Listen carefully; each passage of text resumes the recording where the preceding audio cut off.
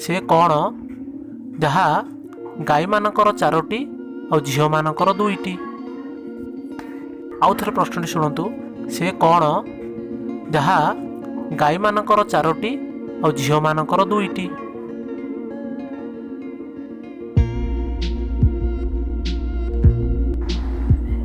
ଏହାର ଉତ୍ତରଟି ହେଲା ଗୋଡ଼।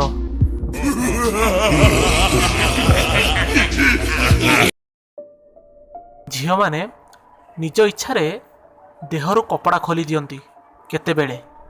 ଆଉ ଥରେ ପ୍ରଶ୍ନଟି ଶୁଣି ରଖନ୍ତୁ। ଝିଅମାନେ ନିଜ ଇଚ୍ଛାରେ ଦେହରୁ କପଡ଼ା ଖୋଲି ଦିଅନ୍ତି କେତେବେଳେ?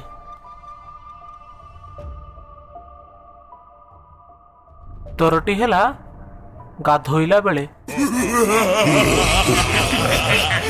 ଝିଅମାନଙ୍କର ଓଠ କାହିଁକି ଲାଲ ହୋଇଥାଏ?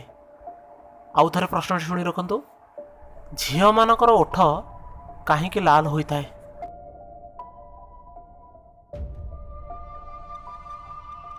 କାରଣ ଝିଅମାନେ ଲିପଷ୍ଟିକ୍ ଲଗେଇଥିବାରୁ ସେମାନଙ୍କ ଓଠ ଲାଲ ହୋଇଥାଏ।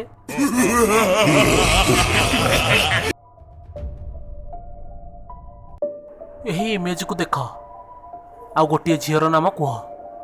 ଜଲ୍ଦି କମେଣ୍ଟ ବକ୍ସରେ ଆନ୍ସର ଦିଅନ୍ତୁ।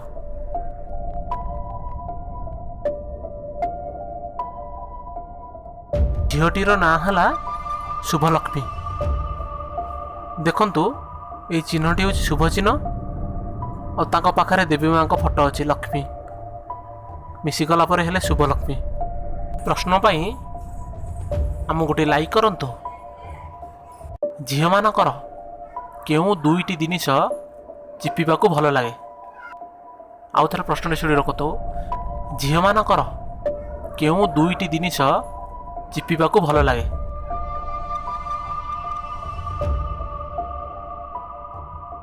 ଏହାର ଉତ୍ତରଟି ହେଲା ଗାଲ। କାରଣ ଝିଅମାନଙ୍କର ଗାଲ ଚିପିବାକୁ ଭାରି ଭଲ ଲାଗେ।